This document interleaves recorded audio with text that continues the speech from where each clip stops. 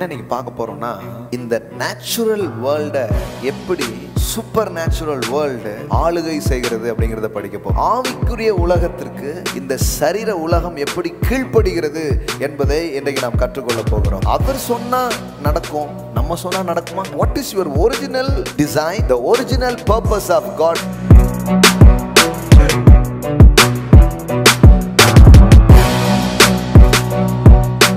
Natural world is ruled by spiritual world. உலகம் நடந்ததை பேசுது, நாம பேசுறது நடக்கும் நாம நம்புகிறோம். இந்த சிச்சுவேஷனை ரூல் பண்றதுக்காக வந்திருக்கிறோம். That is your DNA, that is your design. கடவுள் ஆளுகிறார் அப்படின்னு பைபிள் சொல்ல, கடவுள் மனிதனை இந்த பூமியை ஆளும்படி படைத்தார் என்று எழுதப்பட்டிருக்கிறது.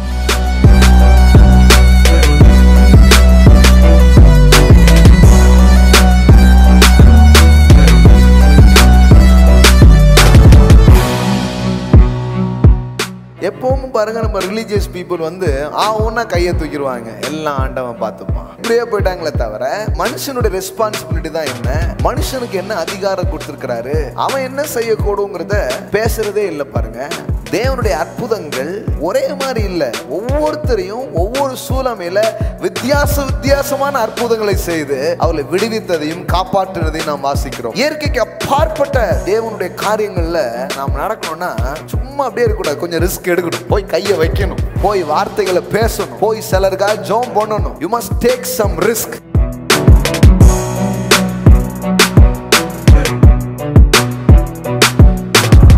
எதை பாக்குறீங்க? What is your focus?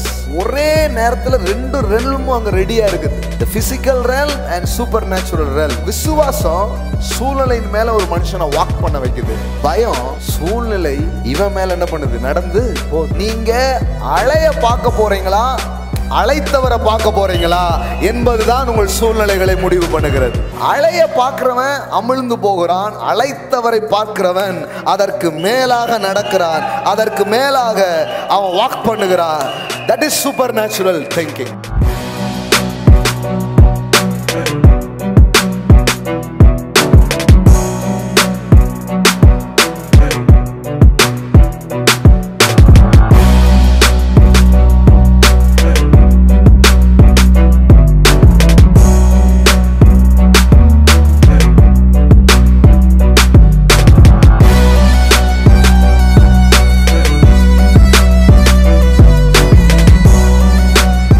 பஞ்சபூதம்ங்கிறாங்கல்ல, பஞ்சபூதம்னா என்ன? நீர், நிலம், காற்று, ஆகாயம், நெருப்பு, இதெல்லாம் என்னது? பஞ்சபூதம். இந்த பஞ்சபூதமும் இவனுக்கு சர்வ் பண்ணுது, இவனுக்கு வேலை செய்யுது. சூழ்நிலைகள் இயற்கையான மனிதனை அது சுட்டரிக்கிறது, ஆனால் ஆவிக்குரிய மனிதனுக்கு அது சேவை புரிகிறது. நெருப்புடா, நெருங்குடா, நெருங்குனா பொசுக்கிற கூட்டம். சூப்பர் நேச்சுரலுக்கான அழைப்பை ஒவ்வொருவருக்கும் தேவன் கொடுக்கிறார். வா, என்ன போல வாழ்வதற்காக வா, என்னை போல செயல்படுவதற்காக வா, என்னை போல இயற்கையை கட்டுப்படுத்துவதற்காக வா என்கிற அழைப்பை அவர் கொடுக்கிறார். I want to declare, இன்னைக்கு என்ன டிக்ளேர் பண்ண விரும்புறேன்? நாள் ஒன்று வருகிறது, தேவ வார்த்தைக்காக தேசமே செவி சாய்க்கும். இன்னைக்கும் அனுப்பப்படுகிற தேவனுடைய வார்த்தைகள் உங்கள் வாழ்க்கையில், உங்கள் சூழ்நிலையில் பெரிய ஒரு சாட்சியை அது கொண்டு வரும் என்று நான் நம்புகிறேன். ஆமென். தேவ வசனத்தை, ஹல்லேலூயா, ஒரு மனிதனுடைய வார்த்தையாக அல்லாமல் அதை தேவ வசனமாக நீங்கள் பெற்றுக்கொள்ளும் பொழுது அது உங்கள் வாழ்க்கையில் வல்லமையான கிரியைகளை செய்ய ஆரம்பிக்கும். ஆமென். ஸோ நான் நம்புகிறேன், இந்த நாளிலும் வல்லமையான கிரியைகளை செய்கிற தேவ வார்த்தையை இன்றைக்கு நாம் சிந்திக்க இருக்கிறோம், படிக்க இருக்கிறோம். ஆமென். மேத்யூ காஸ்பல் சாப்டர் 14:22 உள்ள சம்பவத்தில் இருக்கிற காரியத்தை நாம் பார்க்க போகிறோம். இயேசு ஜனங்களை அனுப்பி விடுகையில் தம்முடைய சீசர்கள் படவில் ஏறி தமக்கு முன்னே அக்கறைக்கு போகும்படி அவர்களை துரிதப்படுத்தினார். இயேசு படகுல போகல, சீசர்கள் மாத்திரம் படகுல போறாங்க. தம் போகும்படி அவர்களுக்கு சொன்னார். அவர் ஜனங்களை அனுப்பிவிட்ட பின்பு தனித்து ஜெபம் பண்ண ஒரு மலையின் மேல் ஏறி சாயங்காலமான பொழுது அங்கு தனிமையாயிருந்தார். நம்மளை கட்டாயமாக சிலர் தனிமைப்படுத்துவதுங்கிறது வேற, நாமளே சில நேரங்களையும் சில சூழமையும் அப்படி கொஞ்சம் தள்ளி வச்சுட்டு ஆண்டுடைய பிரசன்னத்தில் போய் உட்கார்றதுங்கிறது வேற. ஏசு அந்த மாதிரி ஒரு விஷயத்தை தான் அவர் செய்கிறார். Amen. That is good, that is wonderful. அவர் ஜனங்களை அனுப்பிவிட்ட பின்பு தனித்து ஜெபம் பண்ண ஒரு மலையின் மேல் ஏறி, சாயங்காலமான போது அங்கு தனிமையாக இருந்தார். அதற்குள்ளாக படகு நடுக்கடலிலே சேர்ந்து எதிர்காற்றாய் இருந்தபடியினால் அலைகளினால் அலைவு பட்டது. ஏசு தான் அனுப்புகிறாரு. ஏசு சொல்கிற வார்த்தையை கேட்டு தான் என்ன பண்ணுறாங்க, போகிறாங்க. ஆனால் போகும்போது அங்கே என்ன வருது, அலைகள் வருகிறது. நான் எப்போதுமே சொல்லியிருக்கிறேன், 1ஆம் தேதி சர்வீஸில் கூட பேசும்போது சொன்னேன், விசுவாச வாழ்க்கையிலையும் சவால்கள் என்ன பண்ணுகிறது, வருகிறது. ஆனாலும் அதை பார்த்து பயப்பட வேண்டியதில்லை. ஏன்னா இதை துவக்கினவர் அவரே முடிப்பார். ஆமென். என்னடா ஆண்டவர் தானே போக சொன்னார், அலையாக இருக்க நினச்சிக்கூடாது. அலைகளை விட அவர் பெரியவர். அலைகளை விட உங்களை அழைத்தவர் பெரியவராக இருக்கிறார். ஆமென். எஸ். இப்போ அளவுப்பட்டது. இரவின் 4ஆம் ஜாமத்தில் இயேசு கடலின் மேல் நடந்து அவர்களிடத்தில் வந்தார். என்ன மாதிரி ஒரு எக்ஸ்பீரியன்ஸ் பாருங்க. கடல் மேலே அவர் அப்படி என்ன பண்ணுறார், அப்படியே நடந்து வர்றார். சில நேரத்தில் சில பேர் ட்ரை பண்ணியிருக்கிறாங்க அந்த மாதிரி. அன்றைக்கி யாரோ ஒரு வீடியோ போட்டுட்டு இருந்தாங்க. ஒரு பெஞ்ச் மாதிரி போட்டு தண்ணியில் தெரியாத மாதிரி கையில் நின்றுக்கிட்டு கடல் மேலே நிற்கிற மாதிரி இப்படி இருக்குது. இப்படி பேசிக்கிட்டே இருந்துட்டு டப்பக்குன்னு பெஞ்சிலேருந்து வெளியே உள்ளே விழுந்துட்டார். ஃபேக்காக அப்படி க்ரியேட் பண்ணுறாங்க. உடனே பாருங்கள் கிறிஸ்தவங்க எப்படி ஏமாத்துறாங்க அப்படிங்கிறது. பாருங்கள், சில காரியங்களை புரிந்து கொள்ள போகிறோம் இன்னைக்கு. இயேசு கடலின் மேல் நடந்து அவரிடத்திற்கு வந்தார். அவர் கடலின் மேல் நடக்கிறதை சீஷர்கள் கண்டு கலக்கம் அடைந்து ஆவேசம் என்று சொல்லி பயத்தினால் அலறினார்கள்.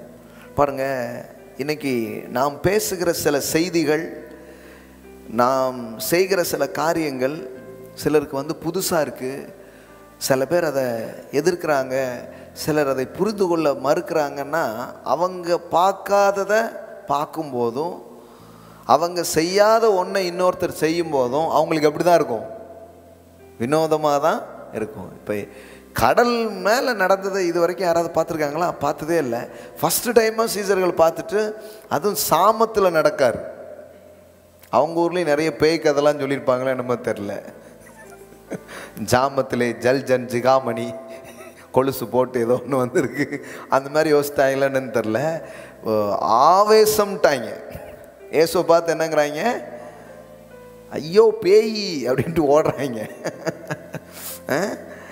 இப்போ கவனிங்க, உடனே இயேசு அவர்களுடைய பேசி, திடன் கொள்ளுங்கள், நான் தான், பயப்படாதீர்கள். சில நேரம் சில எக்ஸ்பீரியன்ஸ் ஜனங்களால் ஏற்றுக்கொள்ள முடியாதா இருக்குது. ஆண்டவர் தான் கன்ஃபார்ம் பண்ணணும், பயப்படாதீங்க நான் தான் அப்படின்ட்டு.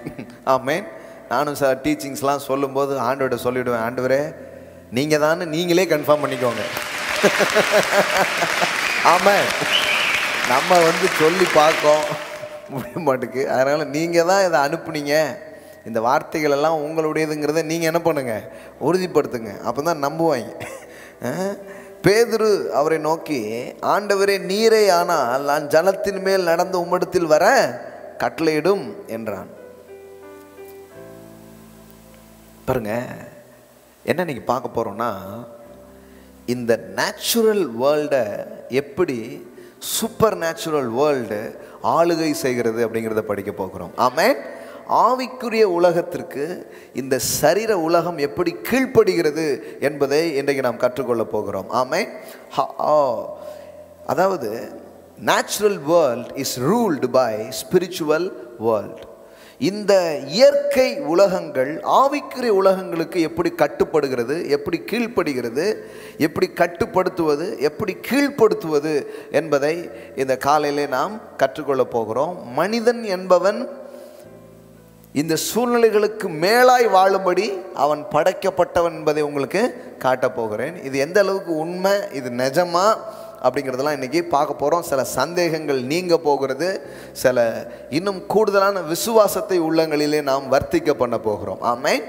எஸ், நம்ம போதனைகள் எல்லாமே அன்பை, விசுவாசத்தை உள்ளத்துக்குள் வர்த்திக்க பண்ணுகிற போதனைகளை தான் நாம் போதிக்கிறோம். ஆமென். ஆமாம். ஸோ சும்மா நியூஸ் பேப்பர் எடுத்து வச்சுட்டு வாசித்துட்டு இருக்கிறது இல்லை. அங்கே அவ்வளோ பேர் செத்துப்பேனா, இங்கே நீ என்னைக்கு சாவ போகிற அப்படின்லாம் பேசிகிட்டு இருக்க போகிறது இல்லை. பாருங்கள், நாம் அதை பேசுகிறதுக்காக வரல, நடக்கிறத பேசுகிறதுக்காக வரல, நாம் பேசுவதை நடப்பிப்பதற்காக வந்திருக்கிறோம். ஆமாம். ரெண்டுக்கும் பெரிய டிஃப்ரெண்ட். உலகம் நடந்ததை பேசுது, நாம் பேசுகிறது நடக்கும் நாம் நம்புகிறோம். அல்லேலூயா. நிறைய பேர் தீர்க்கதரிசிகள்னு சொல்லிக்கிட்டு நடந்ததெல்லாம் பேப்பரில் இருந்து எடுத்து வச்சுக்கிட்டு உட்காந்து வாசித்துக்கிட்டு இருக்காங்க. நீங்கள் என்ன நியூஸ் ரீடரா? நீங்கள் நடந்ததை வாசிக்கக்கூடாது, நீங்கள் வாசிக்கிறதெல்லாம் நடக்கணும். அல்லேலூயா. ஆமென். அப்போ இந்த இடத்துல நின்றுக்கிட்டு இந்த சிச்சுவேஷனை ரூல் பண்ணுறதுக்காக வந்திருக்கிறோம். எல்லாம் சொல்லுங்கள், ஆள போகிறோம். ஆமென். நாட் ஜஸ்ட் தமிழன் பிலீவர்ஸ்.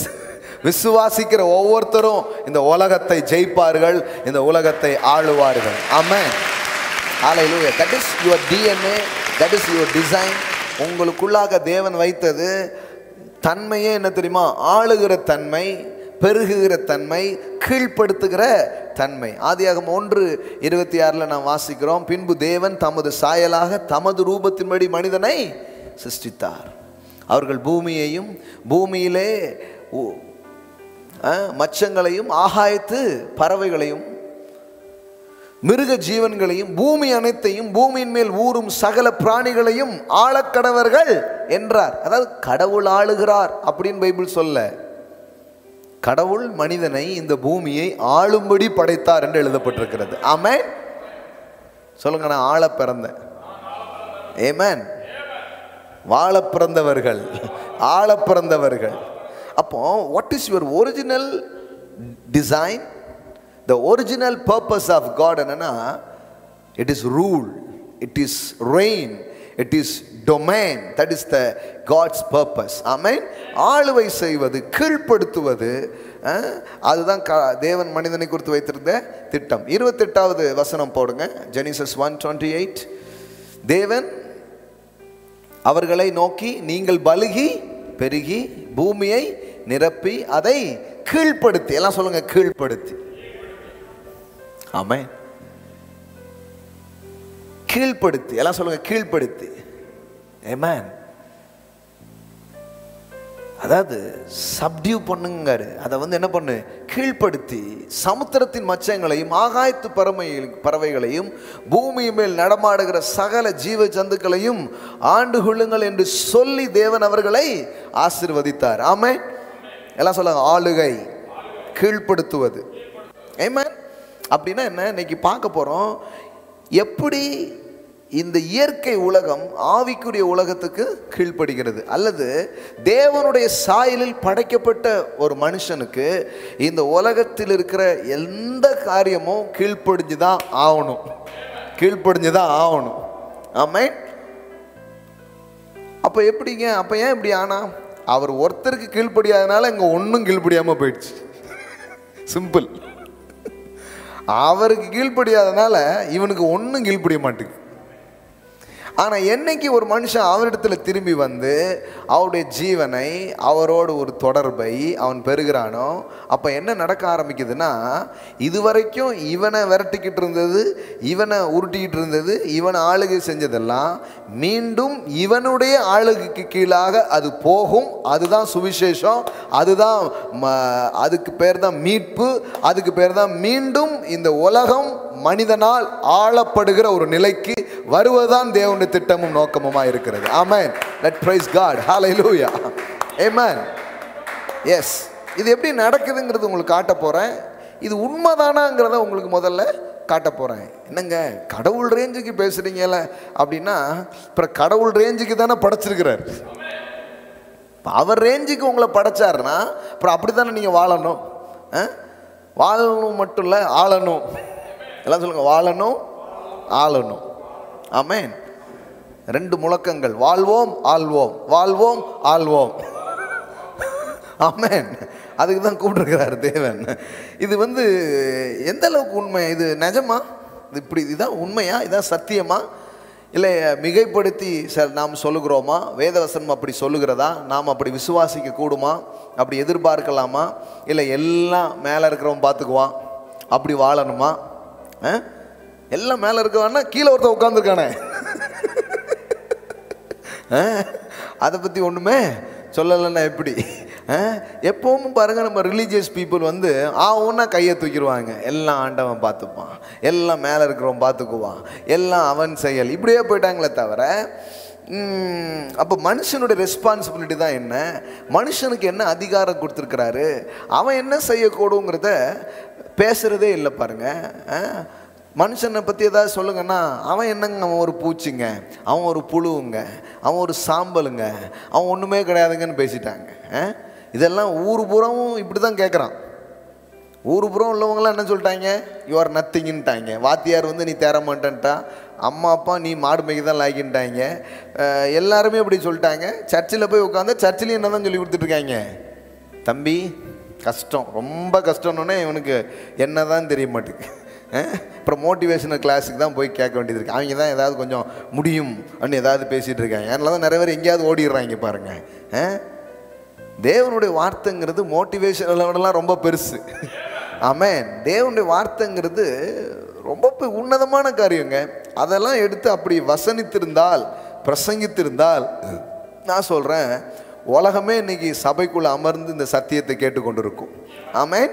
அந்த நாள் வருது, நான் உங்களுக்கு சொல்கிறேன். அந்த நாளில் ஐ வாண்ட் டு டிக்ளேர், இன்றைக்கி என்ன டிக்ளேர் பண்ண விரும்புகிறேன், நாள் ஒன்று வருகிறது, தேவ வார்த்தைக்காக தேசமே செவி சாய்க்கும். ஆமென். ராஜாக்கள் செவி சாய்ப்பார்கள், அறிவுள்ளவர்கள் அறிவற்றவர்கள் பாகுபாடு இல்லாமல் அனைவரும் இந்த சத்தத்துக்கு செவி கொடுக்குற நாட்கள் வருகிறது. ஆமென். இப்போவுமே அது நடந்துக்கிட்டு தான் இருக்குது, பல்வேறு விதங்களில் அது நடக்குது, இன்னும் அது பெரிதாக நடக்க போகிறது. ஓகே, அந்த உன்னதமான காரியங்களை நம்ம பார்க்கலாம். பாருங்கள், இதுதான் அவனுடைய ஒரிஜினல் டிசைன். இதை நான் எத்தனையோ முறை பேசியிருக்கிறேன், ஆனால் திரும்ப திரும்ப பேச வேண்டியது அவசியமாக இருக்குது. சங்கீதத்தின் புத்தகம் 8வது சங்கீதம் பாருங்கள், 6வது வசனம். உம்முடைய கரத்தின் கிரியைகளின் மேல் நீர் அவனுக்கு ஆளுகை தந்து சகலத்தையும் அவனுடைய பாதங்களுக்கு கீழ்ப்படுத்தினீர். அது மனுஷனை பற்றி பேசிட்டு இருக்கிறாரு. மனுஷன் யாரு? மனுஷன் எப்படிப்பட்டவன்னா, கடவுள் படைத்த எல்லா படைப்புகளின் மேலையும் மனுஷனுக்கு என்ன கொடுத்தாராம்? ஆளுகையை தந்து சகலத்தையும் அவனுடைய பாதங்களுக்கு கீழ்ப்படுத்தினீர். எல்லாமே யார் காலுக்கு கீழே தானா? மனுஷனுடைய காலுக்கு கீழே தானா? கீழ்ப்படுத்தினீர். ஆடு மாடுகள் எல்லாவற்றையும், காட்டு மிருகங்களையும், ஆகாயத்து பறவைகளையும், சமுத்திரத்து மச்சங்களையும், கடலில் சஞ்சரிக்கிறவைகளையும் அவனுடைய பாதங்களுக்கு கீழ்ப்படுத்தினீர். எங்கள் ஆண்டவராகிய கர்த்தாவே, உம்முடைய நாமம் பூமி எங்கும் எவ்வளவு மேன்மையுள்ளதாய் இருக்கிறது. இது மனுஷன் எப்படி முடிசூட்டப்பட்டவனாக, ராஜரீகம் பண்ணுகிறவனாக அவன் வந்து சிருஷ்டிக்கப்பட்டான் என்பதை இந்த 8ஆம் சங்கீதத்திலே நாம் பார்க்கிறோம். 5வது வசனம் பாருங்க. நீர் அவனை தேவ தூதரிலும் சற்று சிறியவனாக்கினீர், மகிமையினாலும் கனத்தினாலும் அவனை முடிசூட்டினீர். எல்லாம் சொல்லுங்க, மகிமையினாலும் கனத்தினாலும் அவனை முடிசூட்டினீர். மனுஷன் எப்படி படைச்சாரா? கிங். தலையில கிரீடம், கனம், மகிமை எல்லாம் வச்சு தான் படைச்சாரா. ஆமென். எஸ். அதில் ஒரு வசனம் இருக்கு, தேவ தூதரிலும் சற்று. சிலர் என்ன நினச்சிட்டாங்கன்னா, இதை வசனத்தை படிச்சுட்டு நாம் வந்து தூதர்களோட நாம் யார் ரொம்ப சின்னவங்க, தூதர்கள் ரொம்ப பெரிய ஆள் அப்படின்ட்டாங்க. தப்பு பாருங்க. இந்த வசனம் வந்து தேவ தூதரிலும் அப்படின்னு வர்ற இந்த வசனத்தை சரியாக மொழிபெயர்க்காமல் விட்டுருக்குறாங்க. அந்த ஒரு வார்த்தையை அதனுடைய ரிவைஸ்டு வேர்ஷன் அப்படின்னு இருக்குது பாருங்கள். ரிவைஸ்டு வேர்ஷன் அதில் நீங்கள் வாசித்தீங்கன்னா எஸ், இதில் கரெக்டாக வந்திருக்குதா? இது என்ன version? yet you have made him a little lower than God. அதாவது எவ்வளோ அழகாக போட்டு பாருங்க. நீங்கள் போட்டிருக்க அந்த இங்கிலீஷ் வேர்ஷனில் நீங்கள் பார்க்கலாம். அதாவது லோயர் தென் ஏஞ்சல்னு வரல, என்ன போட்டிருக்குது இங்கிலீஷில்? Lower then God, lower than God, and you have crowned him with glory and honor. அப்போ நாம தூதர்களை விட சின்னவர்கள் அல்ல, தேவனை விட சற்றே சிறியவர்கள், அவ்வளவுதானே தவிர நம்ம ஏதோ தூதர்களோட சின்னவங்க அப்படின்னு ஆயிடுச்சு. தூதர்களே நம்ம கட்டளைக்கு கீழ்ப்படுகிறவங்க. ஹல்லேலூயா. தூதர்கள் நமக்கு வேலை செய்யறதுக்காக வைக்கப்பட்டிருக்காங்க. இது தெரியாம போய் நின்றுட்டு மிகாவேலே அசரியாவே அப்படின்னு தூதர்களை கும்பிட்டுட்டு இருக்காங்க. நம்ம ஆட்கள் பாருங்களேன், இவனை விட எல்லாமே பெருசுன்னு நினைக்கிறதுனால எல்லாத்தையும் பார்த்து ஒரு கும்பிடுவான். இந்த வணக்கம்ங்கிறதே எங்க இருந்து வந்துச்சு தெரியுமா? இவனை ஒண்ணுமே இல்லைன்னு நினைச்சுக்கிட்டு சுத்தில எதை பார்த்தாலும் என்ன பண்ணிடுது, கும்பிடுறது. மரியாதை நிமித்தம் கனத்து நிமித்தம் கும்பிடுறது வேற. நம்ம ஒண்ணுமே கிடையாதுன்ட்டு மலையை பார்த்து ஒரு கும்பிடு, சூரியனை பார்த்து ஒரு கும்பிடு, காத்தை பார்த்தா ஒரு கும்பிடு, பஞ்சபூதத்துக்கே ஒரு கும்பிடுன்னு எல்லாத்தையும் என்ன பண்ண ஆரம்பிச்சிட்டான், கும்பிட ஆரம்பிச்சிட்டான். ஏன்னா இவனுக்கு இவன் யாருங்கிறது தெரியல.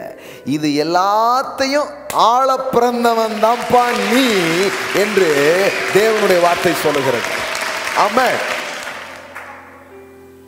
இந்த பஞ்சபூதங்களையும் ஆளம்படியா படைச்சவன் தான் இவன். எல்லா பூதத்திலையும் இவன் பெரிய பூதங்கிறது தெரியல பாருங்க. இவனை ஒரு சின்ன ஜீரோ மாதிரி சொல்லி கொடுத்துட்டாங்க, சைஃபர் மாதிரி சொல்லி கொடுத்துட்டாங்க. ஆமாம், அதனால தான் இவன் சைஃபர் கிரைம் பண்ணிட்டாலே தான். இவனை கிங்குன்னு சொல்லி கொடுத்து இவனை ரொம்ப பெரிய ஆள்னு சொல்லி கொடுத்துருந்தா நீ தாப்பா அந்த பூமியையே பார்த்துக்கணுங்கிறார் கடவுள். ஆமென். இந்த இயற்கைக்கு ஏதாவது பிரச்சனை வந்தா நீ தான் அதுக்கு பொறுப்பு. You are the manager, you are the leader, you are the king. Amen. என்னங்க இது உண்மையா? இப்பெல்லாமா பைபிளில் இருக்குது? ஆமாம். சங்கீதம் மறுபடியும் காமிக்கிறேன். இன்னும் முகவரையை மட்டும்தான் காமிச்சிட்டு இருக்கேன். உள்ளே போகிறோம், வேகமாக வாங்க, டக்கு டக்குன்னு காமிச்சிடுறேன் உங்களுக்கு. சங்கீதம் 82 பாருங்க, 5-6. அறியாமலும் உணராமலும் இருக்கிறார்கள். அறியாமலும் உணராமலும் இருக்கிறாங்களாம். எதை? தான் யாரு, தான் எப்படிப்பட்டவன், தன்னால் என்ன செய்ய முடியும் அப்படிங்கிறத மனிதன் அறியாமலும் உணராமலும் என்ன பண்ணுறான், இருக்கிறான். அப்போ நீங்கள் யார், உங்களால் என்ன செய்ய முடியுங்கிறத நீங்கள் அறிந்து கொள்ளும் போது உங்கள் வாழ்க்கை வேற மாதிரி போயிடும். ஆமென். அதை அறிவிப்பது தான் சுவிசேஷம். சுவிசேஷம்னால என்ன தெரியுமா? தேவனுடைய சாயலாக இருக்கிற மகிமையான சுவிசேஷம் அப்படின்னு இருக்குது பாருங்க வசனம்.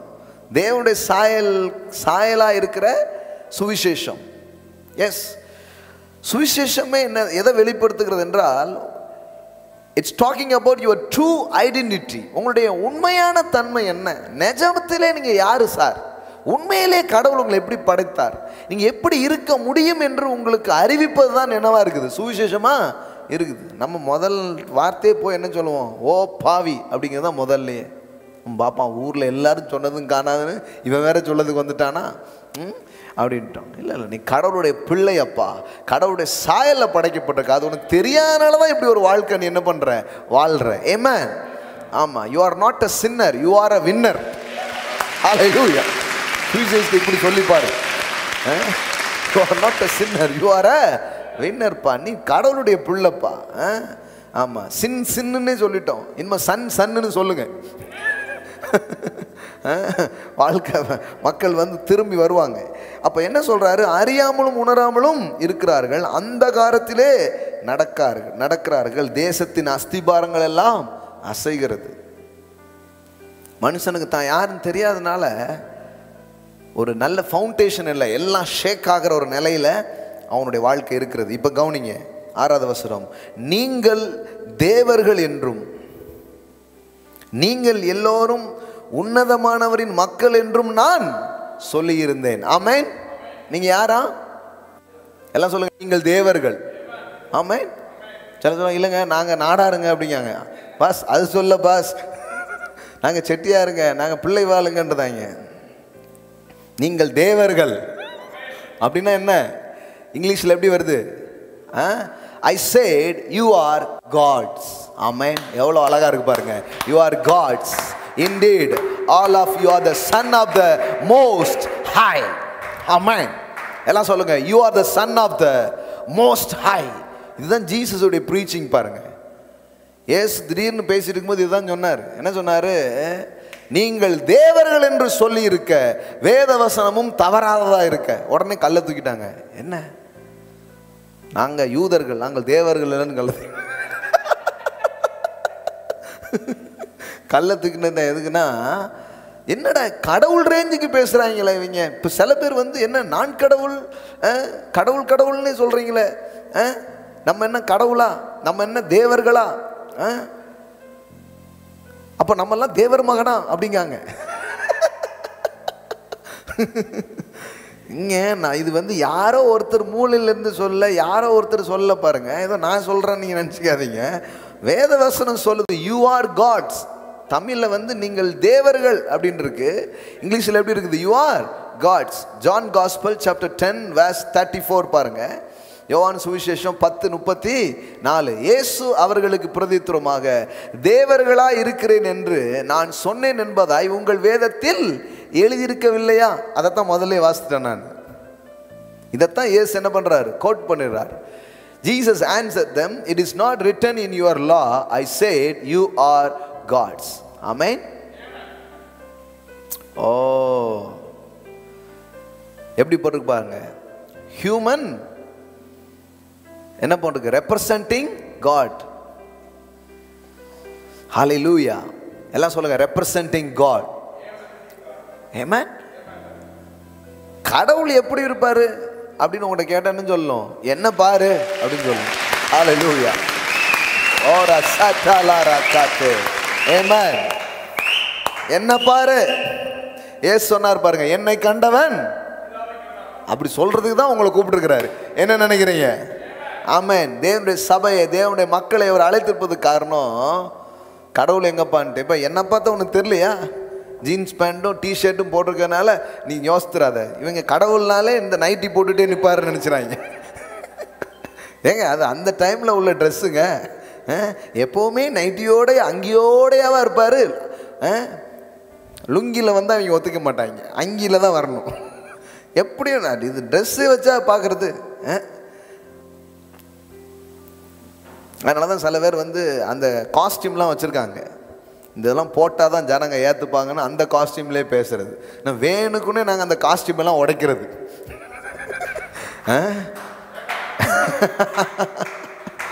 சபையில் வந்து எல்லாரும் தேடட்டும் பாஸ்டர் யாருன்ட்டு.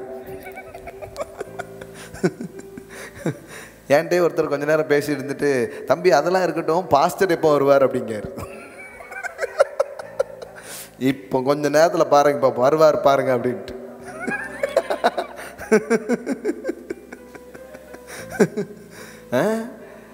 எல்லாம் சொல்லுங்க, யூ ஆர் காட்ஸ். ஆமென். நீங்க யாரு? தேவர்கள். வேத வசனமும் தவறாததா இருக்க. அப்போ மனிதனுடைய சாயல் தேவனுடைய சாயல் என்றால், மனிதனுடைய சாயல் அப்போ ஆளுகிற சாயலாகவும் இருக்கிறது. ஆமென். எல்லாம் சொல்லுங்க, you can rain. Amen. You can rain. அதுதான் உங்களுடைய சாயல். சரி, இந்த புரிந்து கொள்ளுதல் இருந்து தான் நம்ம பைபிளை படிக்கணும். பைபிளே என்னன்னா, it's a kingdom, it's a royal family, it's a royal kids, it's a royal principles. that is the Bible. ஆமென். ஒரு ராஜா இருக்காரு, அந்த ராஜாவுக்கு ஒரு பையன் இருக்கிறான். அந்த ராஜா அந்த பையனுக்குன்னு ஒரு ராஜ்யத்தை என்ன பண்றாரு? ஏற்படுத்துறாரு. அந்த ராஜ்யத்திற்குன்னு சில விதிமுறைகளை அவர் கொடுக்கிறார். இதுதான் பைபிள். அதனால தான் ராயல் ஃபேமிலின்னு வச்சிருக்கிறோம். ஹalleluya. Amen. Yes, king and his family. எனக்கு ஒரு மகன் பிறப்பான், அவன் என்னை போலவே இருப்பான், தனக்கென்று ஒரு பாதை வகுக்காமல் என் தலைவன் வழியிலே நடப்பான். ஆமென். ஆமா, இஷ்டத்துக்கு போயிடக்கூடாது, தலைவன் வழியில நடக்கணும். கடவுள் வந்து அப்போ அவர் ராஜா, அவர் ராஜாதி ராஜா, நாமெல்லாம் ராஜா. இப்போ இந்த சாயலை மனுஷன் இழந்து போயிட்டு அவனை பார்த்தப்ப ராஜா மாதிரியே தெரியுது, பேரில் தான் இப்போ ராஜான் இருக்கு, வாழ்க்கையில் பார்த்தா கூஜா மாதிரி இருக்கான். அப்போ இவனை மறுபடியும் என்னதான் மாற்றணும்? அந்த சாயலில் கொண்டு வரணுங்கிறதுக்கு தான் அங்கிருந்து ஒருத்தர் இறங்கி வந்தார். நம்மளை யாருன்னு அடையாளம் காட்ட, நம்மை மீண்டும் அந்த சாயலால் நம்மை உடுத்துவிப்பதற்கு அந்த ராஜகுமாரன் நம்ம மூத்த அண்ணாச்சி நமக்காக இறங்கி வந்தார். ஆமென், அல்லேலூயா. மனுஷன்னா யாருங்கிறதே தெரியல, மனுஷனுடைய சாயல் என்னன்னா புரியாமலே போயிடுச்சு. அதனால தான் இறங்கி வந்து காமிச்சார். மனுஷனா யாருன்னு தெரியுமாடா? தெரியாதா? இப்ப காமிச்சார். மனிதன் மனிதன் எவன்தான் மனிதன் அப்படின்னா பாருங்க, பிறருக்காக கண்ணீரும் பிறருக்காக செந்நீரும். அவர் ஒருத்தர் தான் கண்ணீரும் சிந்தினாரு, செந்நீரும் சிந்தினாரு. சிந்தும் மனிதன் எவனே அவனே மனிதன் மனிதன். ஏன்னா மனுஷனா யாருன்னே தெரியல. அவர் தான் வந்து என்ன பண்ணாரு, மனுஷனா காட்டினார். ஒரு கிறிஸ்மஸில் அதை பற்றி பேசணும். மனிதன் அப்படின்னு தலைப்பிலே பேசியிருக்கோம், போய் கேளுங்க, சமத்தியாக இருக்கும். ஆமென். சரி, இப்போ உள்ள வருவோம். மத்தேயு சுவிசேஷம் 14க்கு அப்படியே திருப்புங்க. இங்கே நீங்கள் வந்து you see the perfect man. இயற்கையை கண்டு இயற்கையின் அந்த கோரத்தை கண்டு பயப்படாத, அதன் மீது ஆளுகை செய்கிற ஒரு சாயலை இப்பொழுது சீசர்கள் முதல்ல பார்க்குறாங்க. இயேசு அலைகள் அடித்து கொண்டிருக்கிற வேலையில், புயல்கள் அடித்து கொண்டிருக்கிற வேலையில் அது மேலே வாக் பண்ணுற ஒரு சாயலை முதலாக சீசர்கள் பார்க்கிறார்கள். எப்படி இருந்திருக்குன்னு யோசித்து பாருங்க. எப்போவுமே நாம் ஒன்றை செய்யணும்னா அப்படி செய்கிற ஒரு ஆளை பார்க்கணும். அப்போ தான் நமக்கும் அது செய்கிறதுக்கு வரும். we are imitators. நாம் எப்படி இருக்கிறோன்னா பார்த்தா தான் செய்கிறதுக்கு நமக்கு தோணும். அதனால தான் பாருங்கள், இப்போ காற்றடித்து கொண்டிருக்கும் போது, புயல் அடித்து கொண்டிருக்கும் போது அலைகள் கொந்தளிக்கும் போது வேதவசனம் சொல்லுகிறது, கடலின் மேல் நடந்து அவர்களிடத்திற்கு வந்தார். ஆமென். டமண்டஸான ஒரு சீன் பார்க்குறாங்க. என்னடா அப்படியே பார்க்குறாங்க, பயமாயிடுச்சு. இயேசுவா யார் இது, இப்படி பார்த்ததே இல்லையே அப்படின்னு சொல்லி பதறாங்க. கடல் மேலே என்ன பண்ணுறாரு, நடக்கிறார். அதான் பாட்டு பாடுறோம், அலைகடல் மேலே நடந்தவர் எங்கள் இயேசு, அற்புத அகோர காற்றையும் அமைதிப்படுத்திய இயேசு அற்புதர். ஆமென். கடல் மேல் நடக்கிறாரு. இப்போ இதை ஃபஸ்ட்டு சீசர்கள் என்ன பண்ணுறாங்க, பார்க்குறாங்க. என்னடா இது, இதுக்கு முன்னாடி 1ஆம் தேதி பேசும்போது சொன்ன காற்றும் கடலையும் அதட்டுறாரு. என்னடா இது, இவருக்கு கீழ்ப்படுகிறதே, இவர் எப்படிப்பட்டவரோன்னு என்ன பண்ணாங்களாம், ஆச்சரியப்பட்டாங்களாம். ஆனால் இங்கே அவர் கடலின் மேல் நடக்கிறதை சீசர்கள் கண்டு அப்படின்னு இருக்குது. பார்க்குறாங்க, பயப்படுறாங்க, சந்தேகமாக இருக்குது. இயேசு நான் தான்ப்பா அப்படிங்கிறார். இப்போ பாருங்க, பேதுரு அவரை நோக்கி, ஆண்டவரே நீரே ஆனால் நான் ஜலத்தின் மேல் நடந்து உம்மிடத்தில் வர கட்டளையிடும் என்றான். என்ன கேட்குறான்னா, நீங்கள் தானா ஒரு ப்ரூஃப் வேணும், நானும் என்ன பண்ணணும், நடக்கணும் அப்படின்னு கேட்குறான். ஹல்லேலூயா. நானும் அது மேலே நடக்கணும். உடனே இப்போ பாருங்களேன், சில சொல்கிறாங்க பார்த்தீங்களா, நம்ம வந்து மிகைப்படுத்தி பேசுகிறோம், இவங்க ஜாஸ்தியாக சொல்கிறாங்க, இதெல்லாம் கடவுள் பண்ணலாங்க, நம்ம எப்படிங்க பண்ண முடியும், அது சிங்கம் பண்ணுமா, ஆனால் சிங்கக்குட்டி பண்ணாதான், என்னங்க அது லாஜிக்கே இல்லை அப்படிங்கிறாங்க. இப்போ இயேசு வந்து இந்த இடத்துல பேதுருவை பார்த்து இப்படி சொல்லியிருந்துருக்கலாம். அதை இவங்க சொல்கிறபடி இதெல்லாம் மிகைப்படுத்துதல் அப்படிங்கிறது நிஜமாக இருந்தால் இயேசு வந்து இந்த இடத்துல பேதுருவை பார்த்து சொல்லியிருக்கலாம். என்ன சொல்லியிருக்கலாம், பேதுருவே நான் தேவகுமாரன், I am a son of the living God, நான் நடக்கலாம், நீலாம் இதுக்கு ரொம்ப ஆசைப்படவே கூடாது, கவலைப்படாத, உன்னை காப்பாற்றுறேன், ஆனால் நீலாம் கடல் மேலே நடக்க முடியாது, காற்றை அடக்க முடியாதுன்னு சொல்லியிருந்துருக்கலாமே. இப்போ அவர் சொல்லியிருந்தா நம்மளும் என்ன பண்ணியிருப்போம், நம்மளாம் பண்ண முடியாது, அவர் வந்து நம்மளை என்ன பண்ணுவார், காப்பாற்றுவார் அப்படின்னு தான் சொல்லியிருந்துருக்கணும். அவர் இதுக்கு முன்னாடி நடந்த சீன்லையும் ஏன் பயப்பட்டீங்க, ஏன் கவலைப்பட்டீங்க, விசுவாசம் இல்லாமல் போயிட்டுன்னு அவங்ககிட்ட சொல்லிட்டு இருந்தாரு. இப்போ இந்த இடத்துல என்ன சொல்றாரு, நீங்க நான் வரணும் அப்படின்னு சொன்ன உடனே இப்போ பாருங்க 29, அதற்கு அவர் வா என்றார். அப்பொழுது பேதுரு படவை விட்டு இறங்கி இயேசுவினிடத்தில் போக ஜலத்தின் மேல் நடந்தான். அல்லேலூயா. முதலா இப்போ தேவ குமாரனாகிய இயேசு மனுஷகுமாரனா வந்து நடந்தாலும், இதே விழுந்து போன மனுவர்க்கத்துக்கு நடுவில் வாழ்ந்த ஒரு மனிதன் அவரை பார்த்து அவர் சாயலுக்கு ஒப்பாய் மறுரூபமாக்கப்பட்டு இவனும் ஜலத்தின் மேல் நடக்கிறான், தண்ணீரின் மேல் நடக்கிறான். அல்லேலூயா. நல்லா புரிஞ்சுக்கணும் பாருங்க. இப்போ கிறிஸ்தை பார்க்க பார்க்க நாம மறுரூபம் அடைவோம். இயேசுவை பார்க்க பார்க்க நாம் என்ன ஆகிட்டே இருப்போம், மறுரூபம் அடைவோம். அதனால் அதுதான் வேதவசனம் சொல்லுது. என்ன சொல்றது? we are imitators. நாம் வந்து அதாவது லைக்னஸ் அண்ட் இமேஜ், அவரை போல நாம் படைக்கப்பட்டிருக்கிறது மாத்திரமல்ல, அவரை போல் செயலாற்றும்படியாகவும் நாம் படைக்கப்பட்டிருக்கிறோம். ஆமென். எல்லாம் சொல்லுங்க, சாயல் அண்ட் ரூபம், லைக்னஸ் அண்ட் இமேஜ். அவரை போல செயலாற்றவும் அவர் நம்மளை என்ன பண்ணியிருக்கிறாரு, படைத்திருக்கிறார். ஆனால் இப்போ அந்த சாயல் மறந்து போனதுனால இப்போ இயேசுவின் மூலம் அந்த சாயல் காண்பிக்கப்படுகிறது. இவர் என்ன பண்ணுறாரு, காற்றையும் கடலையும் அதட்டுறாரு, இயற்கையை கட்டுப்படுத்துகிறார். அதற்கு மேலே அவர் என்ன பண்ணுறாரு, நடக்கிறார். ஹல்லேலூயா. ஓ, அதன் மேலே நடக்கிறார், அது மேலே நடக்கிறாரு. இப்போ அவர் நடந்தார் அப்படிங்கிறது கூட, இப்போ நம்ம வந்து இயேசுவை பின்பற்றுகிற ஆட்களாக இருக்கிறதுனால நம்ம என்ன சொல்லுவோம், அப்போ அவர் நடந்தாருங்க, சூப்பர், ஹல்லேலூயா அப்படின்னு நம்பிடுவோம். அவர் நடந்தார் என்பது மாத்திரம் வேதாகமத்தின் பிரசங்கம் அல்ல. வேதாகமத்துடைய செய்தி என்னன்னா, அவர் சாயல்ல படைக்கப்பட்ட ஒரு மனுஷனையும் அதே மாதிரி நடக்க வைப்பதுதான் அவருடைய நோக்கமும் அவருடைய திட்டமுமா இருக்கிறது. ஆமென். இப்போ பாருங்க, ஒரு ஆசை வருது பேதுருக்கு, சூப்பர் நேச்சுரலை குறித்து ஒரு டிசையர். சும்மா சூப்பர் நேச்சுரல் போக முடியாது, உள்ளுக்குள்ள ஒரு ஆசை வருது பாருங்க. அலையும் புயலும் அடிச்சிட்டு இருக்குது, படகு மூழ்க போகிற ஒரு கண்டிஷன். இந்த நேரத்தில் சூப்பர் நேச்சுரல் பற்றி ஆசையா? பேதுருக்கு என்ன தெரியுமா, இயேசுவா மட்டும் அது இல்லைன்னா சாக போகிறது கன்ஃபார்ம். கரெக்டா? அது வந்திருக்கிறவர் ஜீசஸ் மட்டும் இல்லைன்னா என்ன அர்த்தம், டெத்து கன்ஃபார்ம்.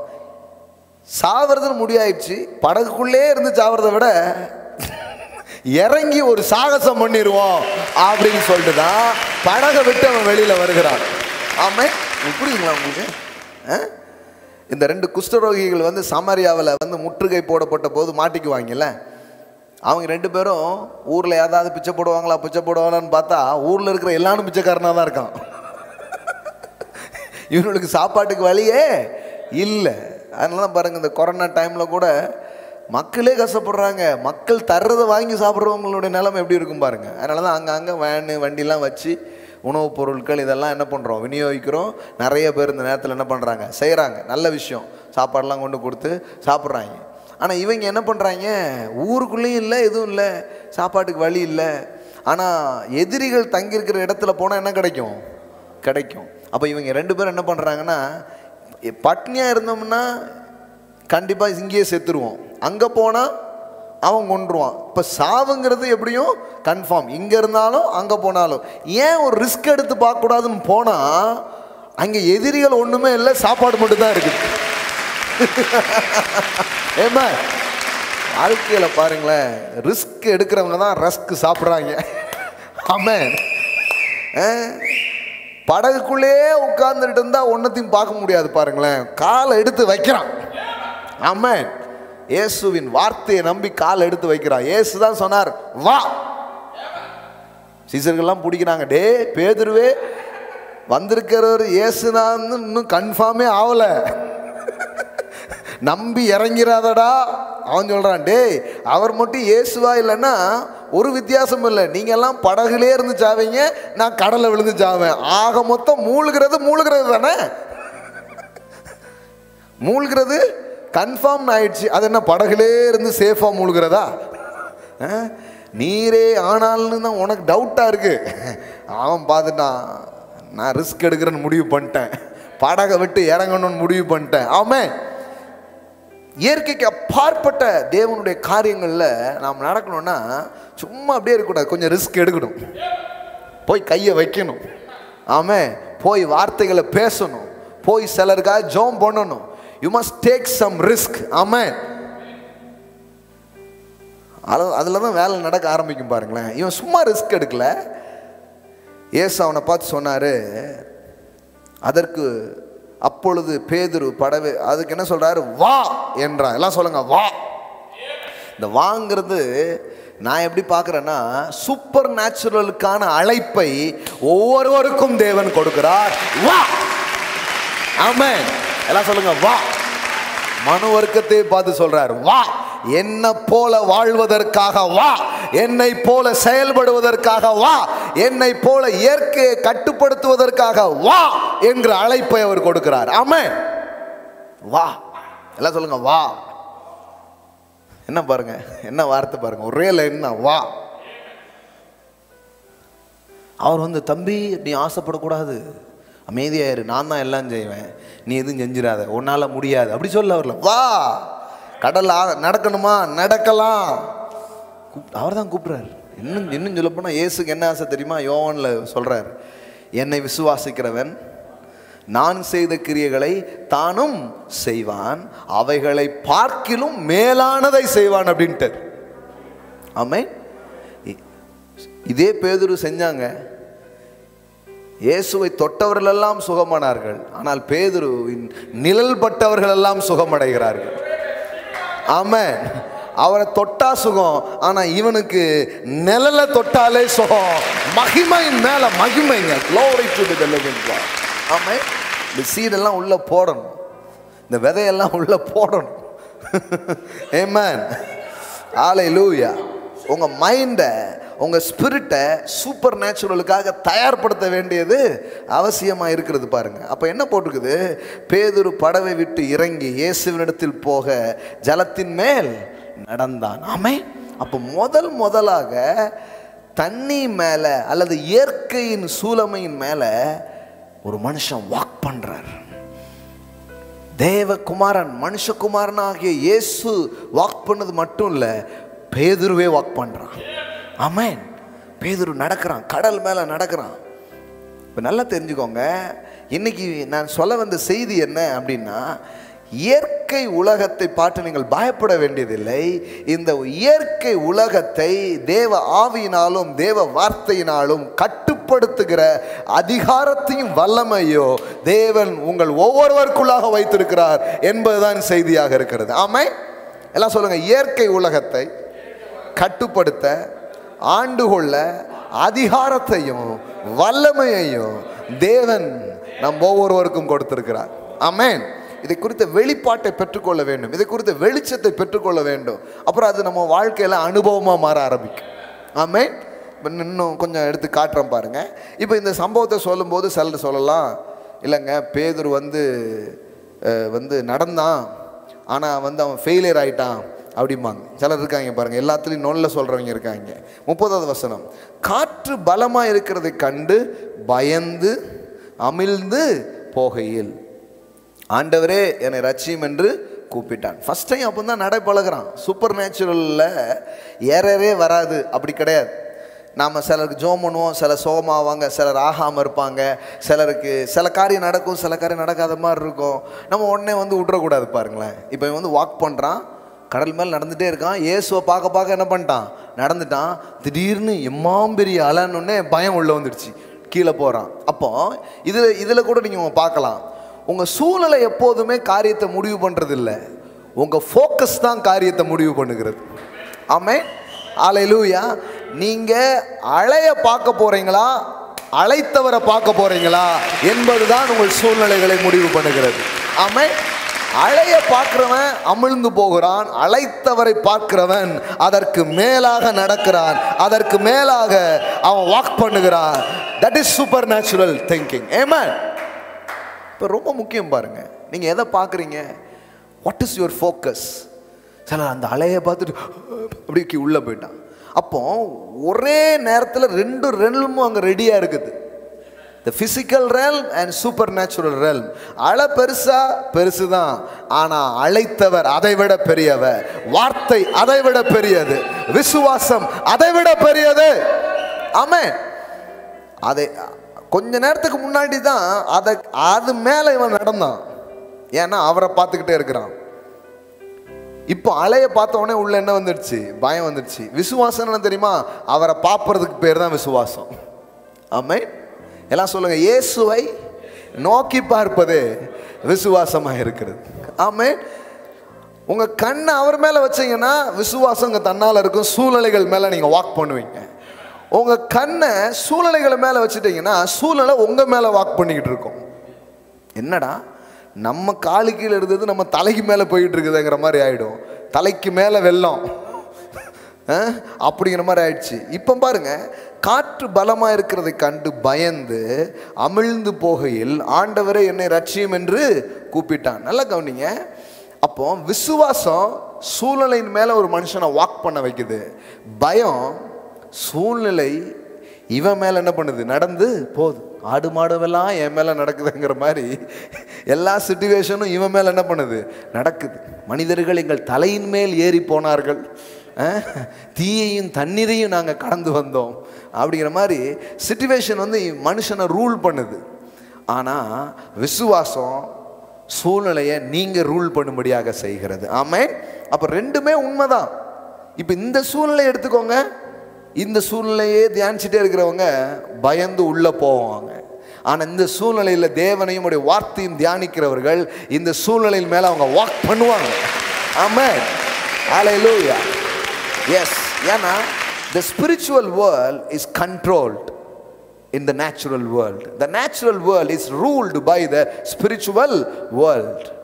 தேவன் மனுஷனுக்கு கொடுத்திருக்கிற கிருபைகளும் வரங்களும் ஜீவனும் சக்தியும் எப்படிப்பட்டது இருக்கிறது என்றால், இந்த இயற்கை உலகங்களை பார்த்து அவன் பயப்படும்படியாக படைக்கப்படாமல் இந்த இயற்கை உலகங்களையும் சூளைமையும் ஆண்டு கொள்ளும்படியாக அவன் படைக்கப்பட்டிருக்கிறான். ஆமென். ஸோ இந்த நாளில் நம்முடைய மனக்கண்கள் திறக்கப்படணும், உள்ளங்கள் திறக்கப்படணும். மக்களுக்கு இது தெரியாததுனால தான் பயம் அவனை ஆளுகை செய்கிறது. வியாதியை பார்த்து பயம், நோயை பார்த்து பயம், மனிதர்களை பார்த்து பயம், சில அரசியல் தந்திரங்களை பார்த்து பயம், வறுமையை பார்த்து பயம், எதெல்லாமோ பார்த்து பயம். நான் சொல்கிறேன், எதை பார்த்து நீங்கள் பயப்பட வேண்டியதில்லை. உங்களை சிருஷ்டித்த ஒரு தேவன் உண்டு, உங்களை உண்டாக்கின ஒரு தேவன் உண்டு. அவரை நீங்கள் அறிந்து கொள்வீர்கள் என்றால் இந்த சூழ்நிலைகளுக்கு மேலாய் நீங்கள் நடைபோட ஆரம்பிப்பீர்கள். ஆமென். You will walk in the water. ஆமென். ஹல்லேலூயா. தண்ணீரை கடக்கும்போது நான் உன் கூட இருப்பேன், நீ மூழ்க மாட்டாய். ஆறுகள் உன் பேரில் புரளுவது இல்லை. ஆமென். சரி, இப்போ ஒருவேளை அவன் பயந்து மூழ்கிறதுனாலும் ஆண்டவர் ஒன்று அவனை விட்டுறல பாருங்களேன். அதான் கிரேஸ். நல்ல மனுஷனுடைய நடைகள் கர்த்தரால் உறுதிப்படும். அவன் விழுந்தாலும் தள்ளுண்டு போவதில்லை. ஆமென். நான் நடக்க என்னுடைய ஸ்டெப்ஸ் எல்லாம் உறுதிப்படுத்துறாரு. ஒருவேளை நான் தெரியாமல் இப்படி கீழே விழுந்துட்டா கூட அவர் விட்டுறதில்லை, என்னை மறுபடியும் தூக்குகிறார். அப்போ நான் தைரியமாக வாக் பண்ணலாம். ஆமென். அப்போ இங்கே பாருங்க, அவன் விழுந்தா கூட உடனே இயேசு கையை நீட்டி அவனை பிடித்து, அற்ப விசுவாசியை ஏன் சந்தேகப்பட்டாய் என்றார். அவர் வந்து ஏன் கடல்ல நடக்கிறதுக்கு ஆசைப்பட்டாய் அப்படி கேட்கல. அப்படி கேட்டாரா? உனக்கு ஒரு ட்ரையல் விட்டு பார்ப்போம், அவன் தான் ஒழுங்காக இருப்பான், இனிமேல் வாழ்நாளில் இவன் ஆசைப்படக்கூடாது அப்படி அவர் யோசிக்கலை. அவர் சொல்கிறாரு, ஏன்பா பயப்பட்ட, ஏன் சந்தேகப்பட்ட அப்படின்னு தான் கேட்டார். அப்படின்னு என்ன அர்த்தம்? இனிமேல் பயப்படாத, இனிமேல் சந்தேகப்படாத. அவர் படவில் ஏறின உடனே காற்று அமர்ந்தது. அப்பொழுது படவில் உள்ளவர்கள் வந்து மெய்யாகவே நீர் தேவனுடைய குமாரன் என்று சொல்லி அவரை பணிந்து கொண்டார்கள். யோசித்து பாருங்க, இயற்கைக்கு அப்பாற்பட்ட காரியங்கள் என்ன பண்ணுகிறது, நடக்குது. அப்போ எல்லாம் சொல்லுங்க, இயற்கை உலகம் ஆவிக்குரிய உலகத்திற்கு கீழ்ப்படியும். அப்போ மனுஷனை கடவுள் அப்படிதான் படைச்சிருக்கிறார் பாருங்க. நம்ம இதை புரிந்து கொள்ள வேண்டும். அதாவது இந்த ஆவி, நாமளே ஆவி ஆத்துமா சரீரமா இருக்கிறோம். நம்முடைய ஆவிக்கு இந்த சரீரம் என்ன பண்ணி ஆகணும், கீழ்ப்படிஞ்சு ஆகணும். ஆமென். எல்லாம் சொல்லுங்க, ஆவி சொல்வதற்கு சரீரம் கீழ்ப்படி. நான் சரீரம் என்று இந்த சரீரத்தையும் சொல்றேன், இந்த பிசிக்கல் வேர்ல்டையும் என்ன பண்றேன் சொல்றேன். ஆமென். இந்த உலகத்தில் இருக்கிற ஒவ்வொரு காரியமும் உங்களுக்கு கீழ்ப்படியும். ஆமென். என்னங்க, எனக்கு எப்படிங்க கீழ்ப்படியும்? அவருக்கு கீழ்ப்படியும், எனக்கு எப்படி கீழ்ப்படியும்? நான் சொல்றேன், ஆதியாகமம் 1ல் தேவன் கீழ்ப்படுத்துவார்னு பைபிளில் போடல, நீ கீழ்ப்படுத்துன்னு தான் பைபிளில் போட்டிருக்குது. அவைகளை அவருடைய பாதத்துக்கு கீழ்ப்படுத்தினான் போல, உங்க பாதத்துக்கு கீழ்ப்படுத்தினான் போட்டிருக்குது. ஆனால் மனுஷன் வீழ்ச்சியை கண்டபோது இயேசு இந்த பூமிக்கு இறங்கி வந்து மனுஷனை மீட்டார். இவர் பார்த்தாரு, இவனை கொஞ்சம் தனியாகவே வச்சிருக்கிறதுனால இவன் விழுறது எழுறதுமா இருக்குது, இனிமேல் இவன் தனியாகவே இருக்கக்கூடாது, இவனும் நம்மளும் ஒன்றாயிரணும்னு சொல்லிட்டு அவர் தலையாகவும் நாம் சரீரமாகவும் மாறிட்டோம். ஆமென். அதை தான் ஹல்லேலூயா. புரியுதுங்களா உங்களுக்கு? எல்லாம் சொல்லுங்க, இயேசு தான் தலை, எங்க தலை இயேசு. ஆமென். இப்போ நாம யாரா இருக்கிறோமா? சரீரமா இருக்கிறோம். இப்போ எபேசியர் 1வது அதிகாரம் கடைசி வசனம் பாருங்க. மீட்பில் என்ன நடந்திருக்குது? சில இதெல்லாம் முடிஞ்சிருச்சுங்க, இப்படி கொடுத்தாருங்க, அதெல்லாம் முடிஞ்சிருச்சுங்கிறாங்க. இல்லை, மீட்பில் என்ன நடந்திருக்குது அப்படிங்கிறத நீங்கள் பாருங்க. இந்த ரிடம்டிவ் ஆக்டில் என்ன நடந்திருக்குன்னு பாருங்க. எபேசியர் 1வது அதிகாரம் கடைசி 20வது வசனத்திலிருந்து பாருங்க. எல்லா துரைத்தனத்துக்கும் அதிகாரத்திற்கும் வல்லமைக்கும் கர்த்தத்துவத்துக்கும் இன்மையில் மாத்திரமல்ல மறுமையிலும் பெயர் பெற்றிருக்கும் எல்லா நாமத்திற்கு மேலாய் அவர் உயர்ந்திருக்கத்தக்கதாய் அவரை உன்னதங்களில் தம்முடைய வலது பரிசத்தில் உட்காரும்படி செய்து எல்லாவற்றையும் அவருடைய பாதங்களுக்கு கீழ்ப்படுத்தி எல்லாவற்றாலும் நிரப்புகளுடைய நிறைவாகிய சரீரமான சபைக்கு அவரை எல்லாவற்றுக்கும் மேலாக தலையாக தந்தருளினார். ஆமென். எத்தனை பேருக்கு புரியுதா உங்களுக்கு? அவருடைய பாதத்துக்கு கீழ்ப்படுத்திட்டாராம். யாருடைய பாதத்துக்கு? இயேசுவின் பாதத்துக்கு கீழ்ப்படுத்திட்டாராம். நீங்க யாரா இருக்கிறீங்களா? அவர் யாரா இருக்கிறாரா? தலையா இருக்கிறாரா? அப்ப இப்ப யார் காலு கீழே இருக்கு? கால் வந்து எதுல இருக்கு? சரீரத்தில் தான் கால் இருக்கு. அப்போ காலுக்கு கீழ்ப்படுத்திட்டாரு. அவர் தலைன்னா நீங்க சரீரம்னா இப்ப யாருக்கு கீழே இருக்கு? எல்லாம் உங்க காலுக்கு கீழே எல்லாமே போடப்பட்டிருக்கிறது என்று வேதவசனம் சொல்லுகிறது. ஆமென். துரைத்தனங்கள், அதிகாரங்கள், பிசாசுகள், நோய்கள், தரித்திரங்கள் எல்லாமே உங்க காலுக்கு கீழே போடப்பட்டிருக்குதுங்க. அன்னைக்கு ஒரு அம்மா சொல்லிட்டு இருக்கு, ஒரு ஊழியக்காரர் வந்து சொன்னாரியா, எங்க தலை மேல ஏதோ உட்காந்துக்கிட்டே இருக்கான் அப்படின்ட்டு, எங்க வீட்டு கூரை மேல உட்காந்துருக்கான்ட்டு. வேதவசனம் சொல்லுது, தேவன் எல்லாவற்றையும் உங்க காலுக்கு கீழே கொண்டு வந்திருக்கிறார். ஆமென். எல்லாம் சொல்லுங்க, என் காலுக்கு கீழே கொண்டு வந்திருக்கிறார். ஆமென். எல்லாவற்றையும் எல்லாவற்றாலும் நிரப்புகிறவருடைய நிறைவாகிய சரீரமாகிய சபைக்கு அவரை எல்லாவற்றுக்கும் மேலாக தலையாய் தந்தருளினார். ஆமென். எல்லாம் சொல்லுங்க, அவர் தலை, நான் சரீரம், என் காலுக்கு கீழே எல்லாம் போடப்பட்டிருக்கு. ஆமென். முதல்ல அப்படிதான் வச்சாரு. அப்புறம் இவன் தலை மேல அந்த பிசாசு யாரி உட்கார்ந்துட்டு இப்ப மறுபடியும் வந்து அவன் தலைய நம்ம தலை நசுக்கி குறிஞ்சி. ஆமென். சிறியின் வித்து அவர் வருவார். அவர் வந்து அவன் தலையை நசுக்குவார். ஆமென். அவனை நசுக்கி அவனை ஒண்ணுமில்லாம பண்ணி அவனை ஜெயிச்சு இப்போ காலு கீழே போட்டு போயிட்டார். நல்ல மிதி அப்படின்னு போட்டு போயிட்டார். ஆமென். சர்ப்பங்களையும் தேள்களையும் மிதிக்க நான் உங்களுக்கு அதிகாரம் கொடுத்தேன். பிசாசின் சகல வல்லமைகளை மேற்கொள்ள நான் உங்களுக்கு அதிகாரம் கொடுத்தேன்.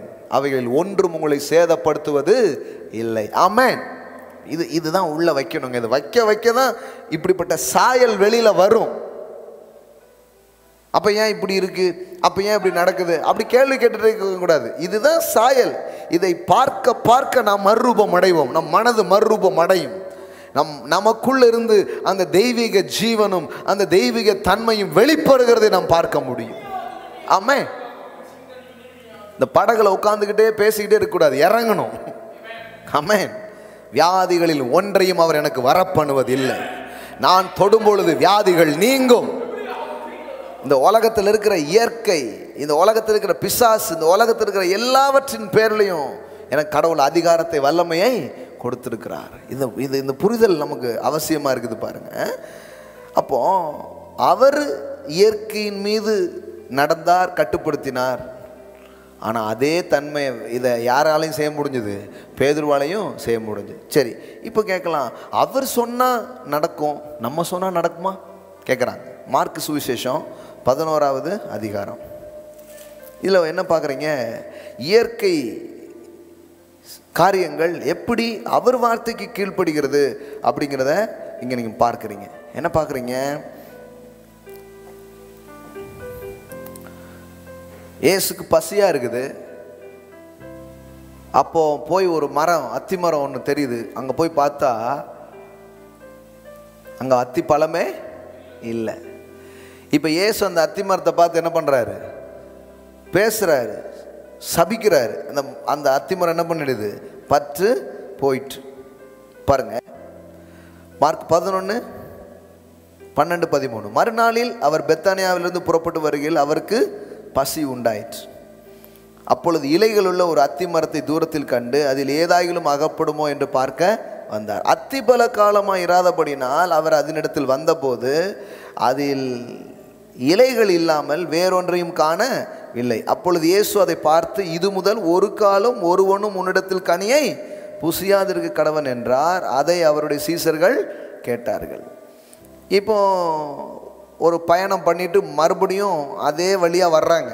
24 ஹவர்ஸ்க்கு அப்புறம் 19ஆம் வசனம் பாருங்க. சாயங்காலமான போது அவர் நகரத்திலிருந்து புறப்பட்டு போனார். மறுநாள் காலையில் அவர்கள் அவ்வழியாய் போகும்போது அந்த அத்தி மரம் வேரோடு பட்டு போய் இருக்கிறதை கண்டார்கள். இயேசு இந்த மரத்துக்கிட்ட நின்று ஏதோ பேசினார். சீசர்கள் அதை கேட்டுட்டு மர கலண்டுட்டோ அப்படின்னு யோசிக்கிற மாதிரி தான் இருந்தது. ஏன்னா மரத்துக்கிட்ட யாராவது பேசுவாங்களா? மரத்துக்கிட்ட யாராவது பேசுவாங்களா? ஆனால் இவர் என்ன பண்ணார்? இனி ஒருவனும் ஒரு காலும் முன்னிடத்தில் கனியை என்னமோ பேசுகிறாருன்னு இவங்களும் போயிட்டாங்க. அடுத்த நாள் திரும்பி வரும்போது 21ஆவது வசனம் சொல்லுது பாருங்க. பேதுரு நினைவு கூர்ந்து, ஆமாம் இவர் இங்கே நின்றுக்கிட்டு புசு புசுன்ட்டு ஏதோ சொல்லிகிட்டு இருந்தார அப்படின்னு நினைவு கூர்ந்து அவரை நோக்கி, ரபி, போதகரே, நீர் சபித்த அத்திமரம் பட்டு போயிற்று என்றான். இவனுக்கு ஆச்சரியமாயிடுச்சு. என்னடா இது? இனி ஒருவனும் ஒரு காலம் உன்னிடத்தில் கனியை புசியாதிருக்க கடவன் சொன்னார் பாருங்க. அடுத்தால 24 ஹவர்ஸ்க்கு அப்புறம் வந்து பார்த்தா அந்த மரம் என்ன பண்ணிருக்குது? பட்டு போயிருக்குது. இவனுக்கு என்னடா ஆச்சரியமா இருக்குது இது அப்படின்ட்டு. சில பேர் இதை வச்சுக்கிட்டு என்ன பண்ணிடுவாங்கன்னா, கடவுள் உன்னை சபித்து விடுவாருன்னுவாங்க. என்ன சபிக்கிறதுக்காக இதை சொல்லியிருக்கிறாரு? கடவுள் வந்து சீசர்களுக்கு டீச் பண்ணுறாரு, விசுவாச போதனைகள் நடக்கிறாரு. இந்த மருத்துவ கல்லூரிகள்லாம் பாருங்கள், மாணவர்களுக்கு இந்த தவளை எலியெல்லாம் வெட்டி உடற்கூறு பற்றி என்ன பண்ணுறாங்க? ஒரு நடத்துகிறாங்க. டெட் பாடிஸ்லாம் எடுத்து வச்சு என்ன பண்ணுறாங்க? செய்கிறாங்க. தவளைகள் சில இது எலிலாம் பிடிச்சி இது பண்ணுறாங்க. அது மாதிரி இவர் என்ன பண்ணுறாரு? இப்போ அந்த இவர் வந்து டாக்டரை விட பெரிய ஆட்களை உருவாக்குறதுக்கு வந்திருக்கிறாரு. இவர் வந்து என்ன பண்ணுறாரு? இந்த இயற்கை உலகத்தில் இருக்கிற சில உபகரணத்தை எடுத்து அவனுக்கு சொல்லி காட்ட விரும்புகிறார். இந்த உலகத்தில் இருக்கிற மரம் செடியாக இருக்கலாம், காற்றாக இருக்கலாம், புயலாக இருக்கலாம், எதுவும் இருக்கலாம், எல்லாத்துக்கும் நீ தான் ராஜா. நீ சொன்னா அப்படியே ஆகும். ஆமாம், அப்படி வாழத்தான் நான் உன்னை படைச்சிருக்கிறேன். இது இந்த உலகம் ஃபுல்லாக கொண்டு போய் சேர்க்கணும். இவங்க தான் மெடிக்கல் காலேஜ் ஸ்டூடெண்ட்டு. கொஞ்சம் பேரை மட்டும்தான் செலக்ட் பண்ணியிருக்காங்க. இப்போ 12 பேருக்கும் தெளிவாக புரிய வைக்கணும் இல்லையா? இப்போ ஒரு மரத்தை வச்சு அவர் பண்ணுறாரு. அப்போ பேதுரு வந்து என்ன சொல்கிறான்? நீர் சபித்த அத்திமரம் பட்டு போயிட்டு. உடனே இயேசு வந்து, அதாவது நான் தேவகுமாரன், பார்த்தீங்களா என் வல்லமையை நான் சொன்னவுடன் ஆயிற்று அப்படின்னு சொல்லலை. இப்போ அவர் என்ன பண்ணுறாரு? உடனே பாருங்க, இயேசு அவர்களை நோக்கி, தேவனிடத்தில் விசுவாசம் உள்ளவர்களாய் இருங்கள். எவனாகிலும் இந்த மலையை பார்த்து நீ பெயர்ந்து, ஐயா இந்த மரத்துக்கு நீங்கள் பண்ணீங்க, சூப்பராக பண்ணிட்டீங்க அப்படின்னு சொல்லிட்டு இருந்த சீசர்களை கூப்பிட்டு இவர் என்ன சொல்கிறாரு? மரம் என்ன மரம்? எவனாகிலும் இந்த மலையை பார்த்து பெயர்ந்து போ என்று சொல்லி தன் இருதயத்தில் சந்தேகப்படாமல் விசுவாசித்தால் அவன் சொன்னபடியே ஆகும். இது சின்ன அளவில் வேலை செய்யுமான்னு நம்ம யோசிச்சுட்டு இருக்கோம். அவர் கூப்பிட்டு, நான் அந்த மரத்தை பார்த்து பேசினேன், அதை பார்த்து ஆச்சரியப்படுறீங்க. நான் உங்களுக்கு சொல்கிறேன், எவனாகிலும் ஒருவன் இந்த மலையை பார்த்து, பா என்னங்க இது, இப்படி இல்லாம ஒரு போதனை இருக்கா? சில சொல்லுவாங்க அது மலை போன்ற சூழ்நிலையை பற்றி இயேசு சொன்னார் அப்படிம்பாங்க. அது உண்மைதான், அது நம்ம அப்படி எடுத்துக்க முடியும். ஆனால் இயேசு அந்த இடத்துல டீச் பண்ணும்போது லிட்ரலாகவே ஒரு மலை இருந்ததுங்க. அவர் வந்து நம்முடைய பிரச்சனையை பார்த்து இன்னைக்கு நம்ம பேசலாம், அதுக்கு நம்ம பயன்படுத்துகிறோம். ஆனால் இயேசு பேசுனது ஃபிசிக்கலான ஒரு மரம், ஃபிசிக்கலான ஒரு மவுண்டன் அங்கே இருந்தது. எவனாயிலும் இந்த மலைங்கிறார், ஒரு மவுண்டன் இருக்கு, அதை காமிச்சு சொல்றாரு, இந்த மலையை பார்த்து நீ பெயர்ந்து சமுத்திரத்தில் தள்ளுண்டு போ என்று சொல்லி தான் சொன்னபடியே நடக்கும் என்று தன் இருதயத்தில் சந்தேகப்படாமல் விசுவாசித்தால் அவன் சொன்னபடியே ஆகும் என்று மெய்யாகவே உங்களுக்கு சொல்லுகிறேன். என்னங்க இது, இவ்வளோ பெரிய குண்டத்துக்கு போடுறாரு, இவ்வளோ அதிர்ச்சியும் ஆச்சரியத்தையும் பற்றி பேசுது. நான் வந்து சின்ன வயசில் இது படிக்கிறேன், இது ஏதோ சொல்லியிருக்குன்னு அப்படியே ஸ்கிப் பண்ணிட்டு போயிடுறது. மலை இது இப்படிலாமாவா இருக்கும் அப்படிங்கிற மாதிரி. ஏசு வந்து கூப்பிட்டு, நான் வந்து ஒரு மரத்தை பார்த்து பேசினேன், உன் ரேஞ்சுக்கு நீ ஒரு செடியை பார்த்து பேசின அப்படி சொல்ல. அவர் கூப்பிட்றாரு, எப்பா இதுதான் மனிதனுடைய சாயல், கர்த்தரை விசுவாசிக்கிற நீங்கள் இது எப்படி வருதுன்னா have a God kind of faith அப்படின்னு ஆங்கிலத்தில் வருது. அதாவது நீங்கள் தேவனிடத்தில் விசுவாசம் உள்ளவர்களாக இருங்கள் அப்படிங்கிறத இன்னொரு விதமாகவும் சொல்லலாம், have a God kind of faith, அதாவது தேவனை போன்ற விசுவாசம் உடையவர்களாக இருங்கள். ஆமென். அப்படி நீங்கள் கர்த்தருடைய வார்த்தையை கேட்டு கர்த்தரை குறித்த அறிவை பெற்று உங்களுக்குள்ளவும் இந்த விசுவாசம் என்கிற வல்லமை வளர்த்து கொள்ளப்படும் என்றால், நான் இந்த மரத்துக்கு செஞ்சதை நீங்கள் இந்த மலைகளே பேரும் அப்படிங்கிறார். ஆமென். அப்போ என்ன அர்த்தம், இந்த ஃபிசிக்கல் வேர்ல்டு மேலே உங்களுக்கு ஒரு ரெய்னிங் அத்தாரிட்டி இருக்குது. நீங்கள் பார்க்குற காரியங்கள் ரொம்ப பெரிதானது அல்ல, உங்களுக்குள்ள இருக்கிற ஆவி பெரிதாக இருக்கிறது, தேவன் உங்களுக்கு கொடுத்த வார்த்தைகள் பெரிதாக இருக்கிறது. எவனாகிலும் ஒருவேளை இந்த 12 பேருக்கு மட்டும்தான் சொன்னார்னு நினச்சிக்க கூடாது இல்லையா? சில பேர் அப்படி வியாக்கியானம் பண்ணுறவங்க இருக்காங்க. அது உண்மைதான், அது சீசர்களுக்கு சொன்னது. ஐயா எனக்கு என்ன சொல்லி, உனக்கு ஒன்றும் செய்யலை, நீ வீட்டுக்கு போயிட்டு வா அப்படின்றேன். இவங்க பைபிளை வியாக்கியானம் பண்ணுறதே பார்த்தா அவங்களுக்கு சொன்னது இவங்களுக்கு சொன்னது, ஆபிரகாம் சொன்னார், யூதருக்கு சொன்னார். சார் எனக்கு என்ன சார் சொன்னார், அதை கேட்கறதுக்கு தானே நான் வந்திருக்கேன். அதை ஏதாவது சொல்லுங்கன்னா அது முடிந்து போனது, கடந்து போனது அப்படிம்பாங்க. நம்பிக்கையே இருக்காது பாருங்க. ஏசு அதனால தான் சிம்பிளாக ஒரு வார்த்தை, கொஞ்சம் மரியாதை இல்லாத மாதிரி இருந்தாலும் போட்டார், எவனாகிலும் அப்படின்ட்டு. தம்பி, நான் சொல்ல போகிற இந்த விசுவாச கோட்பாடு யாருக்கு வேலை செய்யும்னா, எவனாகிலும் என்ன இந்த மலையை பார்த்து பெயர்ந்து போ என்று சொல்லி தன் இருதயத்தில் சந்தேகப்படாமல் விசுவாசித்தால் அவன் சொன்னபடியே ஆகும். ஆமென். நான் சொல்கிறேன், you can move the mountain. மலைகளே பெயர்க்கப்பட முடியும்னா அப்போ நீ யோசித்து பாருங்க, இந்த இயற்கை உலகத்தில் உங்களுக்கு எதிராக நிற்கக்கூடிய பிசாசோ வியாதியோ சூழ்நிலைகளோ எதுவானாலும் நீங்கள் அதை பார்த்து பயப்பட வேண்டியதில்லை. You can speak God's word. Amen. எல்லாம் சொல்லுங்க, நீங்கள் பேசுங்கள், பெயர்ந்து போகும். இப்போ நான் பேசினா நடக்கும் அப்படிங்கிறது மட்டும். இப்போ சில பேர் என்ன நம்புறாங்க, கர்த்தர் சொன்னா ஆகுங்க, நம்ம என்னங்க நம்ம சொன்னா எப்படி ஆகும்? ஆனால் மார்க் 11:23 எப்படி போட்டிருக்குதுன்னா, அவன் சொன்னபடியே ஆகும். அந்த வார்த்தையை அண்டர்லைன் பண்ணி வச்சுக்கோங்க, அவன் சொன்னபடியே ஆகும். கர்த்தர் சொன்னா ஆகும் அப்படின்னு போடல, கர்த்தர் சொன்ன வார்த்தையை ஒரு மனிதன் எடுத்துக்கொண்டு எவன் இந்த பூமியில் பேசுகிறானோ அவன் சொன்னபடியே ஆகும். எல்லாம் சொல்லுங்க, அவன் சொன்னபடியே ஆகும். அது கடலா இருக்கலாம், அது மலையா இருக்கலாம், அது மரமா இருக்கலாம், எல்லாம் கீழ்ப்படியும், எல்லாம் கட்டுப்படும். எல்லாம் சொல்லுங்க, இயற்கை உலகம் எனக்கு கட்டுப்படும். எல்லாம் சொல்லுங்க, இயற்கை உலகம் எனக்கு கட்டுப்படும். ஆமென். எனக்குள்ளே இயேசுவின் சாயல் இருக்கிறது. தேவன் என் வார்த்தையிலும் வல்லமையை கொடுத்திருக்கிறார். அதனால தான் நாம் என்ன சொல்றோம், கடவுளுடைய வல்லமையை பற்றி மட்டும் சபை பேசிக்கிட்டே இருக்குது. சபை எதை பேசணும்? விசுவாசிகளின் அதிகாரங்களை குறித்து பேச வேண்டும். த பிலீவர்ஸ் அத்தாரிட்டி. கர்த்தர் வல்லவர், கர்த்தர் வல்லவர், கர்த்தர் வல்லவர் தாங்க. கர்த்தர் வல்லவர் இல்லைன்னா தான் ஆச்சரியப்படணும். என்னங்க கர்த்தர் வல்லவர் இல்லைன்றீங்க? கர்த்தர் வல்லவர், அவர் நல்லவர். ஆனால் இப்போ அவருடைய சாயலில் படைக்கப்பட்டிருக்கிற உங்களையும் அவர் நல்லவர்களாகவும் வல்லவர்களாகவும் மாற்றுகிறார்.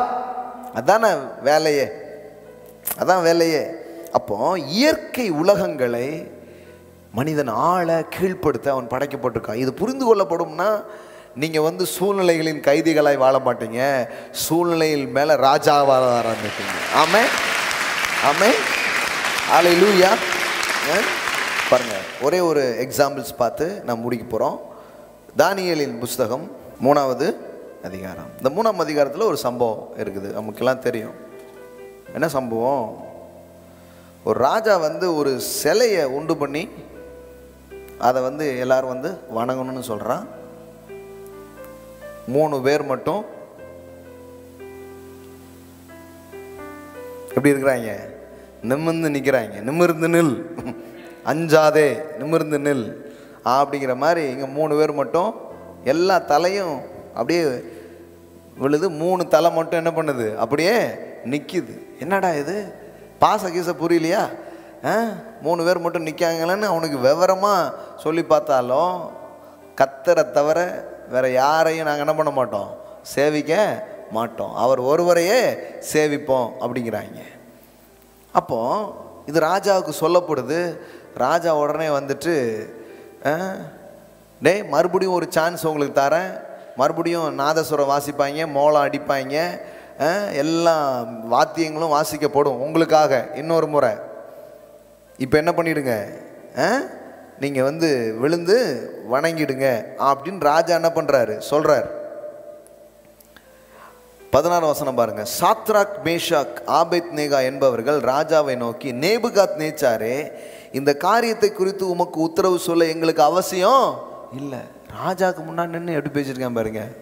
உமக்கு பதில் சொல்ல வேண்டிய அவசியம் இல்லையா அப்படிங்க. ஏன் தம்பி, 3 பேர் அடிமையாக வந்திருக்கீங்க, அது வரைக்கும் சொன்னதெல்லாம் செஞ்சாங்க. ஆனால் தேவனுக்கு அடுத்த காரியம் வரும் பொழுது நம்ம தலை ஒருத்தருக்கு முன்னாடி தான் வணங்கும், யாரையும் நான் வணங்குறதா ஐடியா இல்லை. ஏன் தம்பி அதை பற்றி உமக்கு சொல்ல வேண்டியது இல்லை அப்படின்னா. இந்த ராஜாவுக்கு முன்னாடி இப்படி பேசலாமா? தலை போயிடாதா? அவங்களுக்கு இருக்கிற போன்லெஸ் பார்த்தா ரொம்ப ஆச்சரியமாக இருக்குது. ஆமாம், நம்ம போன்லெஸ் தான் இருக்கு,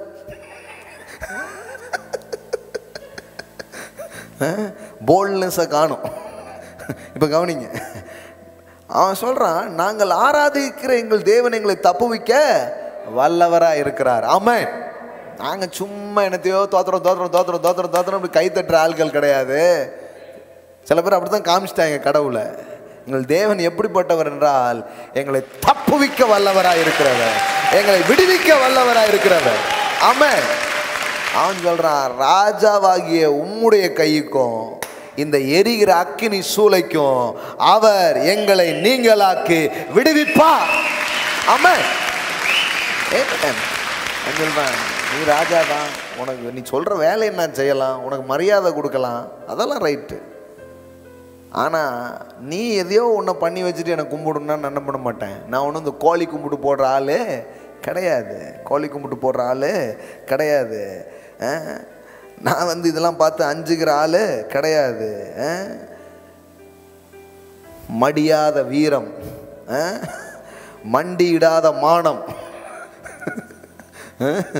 மரத்தமிழர்களுக்கு உண்டுங்கிற மாதிரி நெஞ்சு நிமித்தி நிற்கிறாங்க. நாங்கள் வணங்க மாட்டோம். அது அவன் சொல்கிறான், நீ கிங்காக இருக்கலாம், ஆனால் எங்கள் அப்பா கிங் ஆஃப் கிங்கு, அவர் தான் ராஜாக்களுக்கெல்லாம் ராஜா. ஆமென்.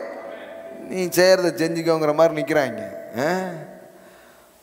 பாருங்க 19 வசனம். அப்பொழுது நேபுகாத் நேச்சாருக்கு கடும் கோபம் உண்டு. சாத்ராக், மேஷாக், ஆபேத்நேகோ என்பவர்களுக்கு விரோதமாய் அவருடைய முகம் வேறுபட்டது. சூளையை சாதாரணமாய் சூடாக்குறதை பார்க்கிலும் 7 மடங்கு அதிகமாய் சூடாக்கும்படி உத்தரவு கொடுத்து. மற்றவங்களுக்கெல்லாம் வர்ற ப்ரெஷரை விட இவனுக்கு ப்ரெஷர் எவ்வளோ வருது? 7 டைம் மோர். என்னையா, ஆண்டவரை நம்பி ஆண்டவரை விசுவாசித்து போனால் மற்றவனுக்கு வர்றதை விட எனக்கு மட்டும் ஏன் சேலஞ்சஸ் கூட அப்படின்ட்டு. நான் ஒன்று நல்லா தெரிஞ்சுக்கோங்க, விசுவாச பயணத்தில், விசுவாச வாழ்க்கையில் உங்களுக்கு சவாலே வராதுன்னு சொல்ல முடியாது. மற்றவங்களோட உங்களுக்கு சில நேரம் எக்ஸ்ட்ரா ப்ரெஷர்ஸும் இதுவும் கூட வர்ற மாதிரி இருக்கலாம். அதுக்கு நடுவில் நீங்கள் எப்படி நடந்துக்கணுங்கிறத நீங்கள் பார்க்கணும். அதை நீங்கள் எப்படி பார்க்கணுங்கிறத நீங்கள் என்ன பண்ணணும், கற்று கொள்ள வேண்டும். என்னடா இது நமக்கு ஓவராக இருக்க அப்படின்னா, நீங்கள் கோழி கும்பிடு போடுற ஆள் கிடையாது, நீங்கள் வந்து விசுவாசத்துக்காக நிற்கிற ஆள். உங்களுக்கு சில சேலஞ்சஸ் அதிகமாக இருக்குது, 7 மடங்கு கூடுதலாக இருக்குது. இப்போ என்ன நடந்தது பாருங்க அந்த சம்பவம். என்னடா இவ்வளோ சூடாக இருக்கேன்னு பார்த்து நீங்கள் தவிச்சிட்டு இருக்க கூடாது, அது கரெக்டாக வியாக்கியானிக்க கற்றுக்கொள்ள வேண்டும். இப்போ பாருங்க என்ன நடந்தது. சாத்ராக் மேஷாக் ஆபேத்நேகோ என்பவரை எரிகிற அக்னி சூளையில் போடுவதற்கு அவர்களை கட்டும்படி தன் இராணுவத்தில் பலசாலியாகிய புருஷனுக்கு கட்டளையிட்டான். அப்பொழுது அவர்கள் சால்வைகளோடும் நிசார்களோடும் பாகைகளோடும் மற்ற வஸ்திரங்களோடும் கட்டப்பட்டு எரிகிற அக்கினி சூளையில் நடுவிலே போடப்பட்டார்கள். நல்ல கயர்லாம் வச்சு கட்டி என்ன பண்ணிட்டாங்க, நெருப்பில் தூக்கி போடுறாங்க. பைபிளில் சொல்லுது, அந்த நெருப்பு எந்த அளவுக்கு இருந்ததுன்னா, ராஜாவின் கட்டளை கடுமையாக இருந்தபடினாலும் சூளை மிகவும் சூடாக்கப்பட்டிருந்தபடினாலும் அக்கினி ஜுவாலையானது சாத்ராக் மேஷாக் ஆபேத்நேகோ என்பவர்களை தூக்கி கொண்டு போன புருஷரை கொன்று போட்டது. அதாவது நெருப்புக்குள்ளே போட்டவங்க வந்து சேஃபாக இருக்கிறாங்க, ஆனால் கொண்டு போய் போட்டாங்க பாருங்க, அவங்கள வந்து என்ன பண்ணிடுச்சு, அட்டாக் பண்ணிட்டு. ட்ரீட்மெண்ட் எடுத்த ஆள் வெளியே வந்துட்டு ட்ரீட்மெண்ட் பண்ண டாக்டருக்கு பிரச்சனை அது மாதிரி. ஆமாம், தங்க உயிரை கூட பார்க்காம அந்த மாதிரி சேவை பண்ணுறாங்க. அவங்களுக்கெல்லாம் பெரிய சல்யூட், உள்ள தலை வணக்கம். ஆமாம் ஆமாம். ஓ, இங்கே வந்து பார்த்தா கொண்டு போய் போட்டவங்களை என்ன பண்ணிடுச்சு, நெருப்பு எரிச்சிடுச்சு. ஆனால் இவங்க சாத்ராக் மேஷாக் ஆபேத்நேகோ என்னும் அந்த 3 புருஷரும் கட்டுண்டவர்களாக எரிகிற அக்னி சூளை நடுவிலே விழுந்தார்கள். அப்பொழுது ஒரு சீன், ஒரு காட்சி நடக்குது. என்ன நடக்குது? அப்பொழுது ராஜா நேபுகாத்நேச்சார் பிரமித்து தீவிரமாக எழுந்திருந்து உட்கார்ந்துட்டு இருந்தவன் எஞ்சிட்டான். ஏன்னா, டே என்னடா எத்தனை பேர்டா கட்டி போட்டீங்க? 3 பேருடா, நல்லா பாருடா. 4ஆவதா ஒருத்தர் என்ன பண்றாரு, அங்க தெரிகிறாரு. அவரை பார்த்தா கடவுள் மாதிரியே இருக்குதடா, தேவகுமாரன் மாதிரியே இருக்குதடா. 4ஆம் மனுஷனுடைய சாயல், the 4th man is like a son of God. ஆமென். 4ஆவதா ஒரு ஆள் உள்ளாவிட்டு இருக்கிறாருடா. அது மட்டும் இல்ல, கெட்டி தானடா உள்ள போட்டீங்க, இவங்க நெருப்புக்குள்ள வாக்கிங் போயிட்டு இருக்காங்கடா. என்னடா நடந்துட்டு இருக்குது? வித்தியாசமா ஒரு காரியம் நடக்குது. அதற்கு அவன், இதோ 4 பேர் விடுதலையாய் அக்கினியில் நடுவிலே உலாவுகிறதை காண்கிறேன். கொரோனா டைம்ல எல்லாரும் வீட்டில் இருக்காங்க, இங்க கொஞ்சம் பேர் விடுதலையா உலாவிட்டு இருக்காங்க.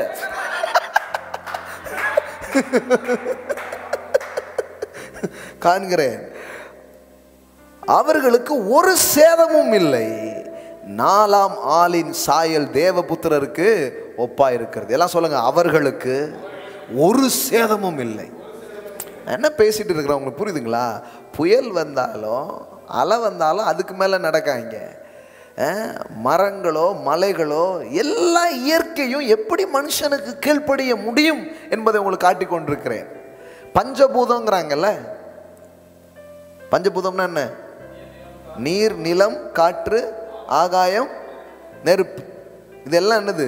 பஞ்சபூதம். இந்த பஞ்சபூதமும் இவனுக்கு சர்வ் பண்ணுது, இவனுக்கு வேலை செய்யுது. கொண்டு போட்டவனெல்லாம் நெருப்பு வந்து என்ன பண்ணிடுச்சு, எரிச்சு போட்டுடுச்சு. இப்போ இவன் வந்து இந்த தெய்வீக ஜீவனில் பங்கு கொள்ளாதவனா இருக்கிறதுனால நெருப்பு இவன் என்ன பண்ணிடுச்சு, பொசுகி போட்டுச்சு. ஆனால் இவர்கள் அந்த ஜீவனில் பங்கு கொண்டிருக்கிறபடினால என்ன நடக்குது அப்படின்னு பார்த்தா, நெருப்பு இவங்களை கெட்டியிருந்த கயிறை மட்டும்தான் சுடுதே தவிர இவங்களை சுட மாட்டுது. யோசிச்சு பாருங்களேன். அப்படின்னா என்ன அர்த்தம்னா, சில நேரம் சில சேலஞ்சஸ், சில ஃபயர், சில நெருப்பு, சில சூழல் நமக்கு சர்வ் பண்ணும், நமக்கு வேலை செய்யும், நமக்கு செய்ய வேண்டிய பணிவிடைகளை அது செய்யும், நமக்கான சில காரியங்களை அது நடப்பிக்கும். ஆமென்.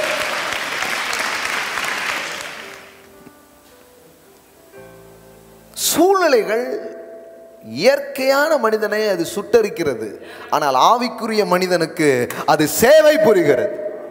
ஆமென். It will serve. The fire, it will serve. நெருப்பு உங்களுக்கு வேலை செய்யும். அவர்கள் ஒரு சேதமும் அடையலை. எப்படி இருக்கிறாங்கன்னா, நெருப்புடா, நெருங்குடா, நெருங்குனா பொசுக்கிற கூட்டம். ஆமென். இது பாட்டெல்லாம் இவங்களுக்கு தான் பொருந்தும் பாருங்க. நெருப்புடா, நெருங்குடா, நெருங்குனா பொசுக்கிற கூட்டம். இவங்க நெருப்ப பொசுக்கிட்டு இருக்காங்க. என்னங்க இது? அங்க பாருங்க 27வது வசனம் போட்டிருக்கு, தேசாதிபதிகளும் அதிகாரிகளும் தலைவரும் ராஜாவின் மந்திரிகளும் கூடி வந்து அந்த புருஷருடைய சரீரங்களின் மேல் அக்கினி பேலன்ஸ் செய்யாமலும், அவங்க பாடியில் நெருப்பு என்ன பண்ண முடியல, பேலன்ஸ் செய்யாமலும், அவர்களுடைய தலை மயிர் கருகாமலும், ஒரு முடி கூட கருகல பாருங்க, ஒரு முடி கூட கருகவில்லை. ஆமென். மயிர் கருகாமலும், அது தலைமயிர்னே போட்டிருக்கு. அப்போ பழைய வருஷங்க, என்ன மயிர்னு போட்டிருக்குன்னு படிக்க. அவர்களுடைய தலைமயிர் கருகாமலும் அவருடைய சால்வைகள் சேதப்படாமலும் அக்கினியின் மனம் அவரிடத்தில் வீசாம். ஐயோ, ஒரு வாழை கூட அவங்க மேல அடிக்கலைங்க. அமிதமாய் தப்புவிக்கிற ஒரு தேவன். ஆமென். அந்த ராஜா வந்து கடைசியில் சொல்லிட்டாரு. என்ன சொல்லிட்டார் பாருங்க,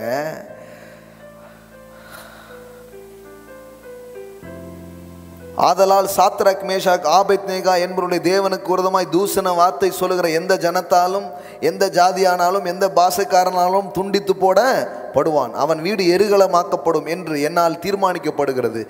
இவ்விதமாய் ரட்சிக்கத்தக்க தேவன் வேறு ஒருவரும் இல்லை என்றான். ஆமென். எல்லாம் சொல்லுங்க, இவ்விதமாய் தப்புவிக்கத்தக்க வேறொருவரும் இல்லை. ஆமென். இவ்விதமாய் ரட்சிக்கத்தக்க தேவன் வேறு ஒருவரும் இல்லை. எனக்கு இந்த வார்த்தை தான் என்னை ரொம்ப இன்ஸ்பயர் பண்ணுச்சு. இவ்விதமாய் ரட்சிக்கத்தக்க தேவன் வேறு ஒருவரும் இல்லை. அதாவது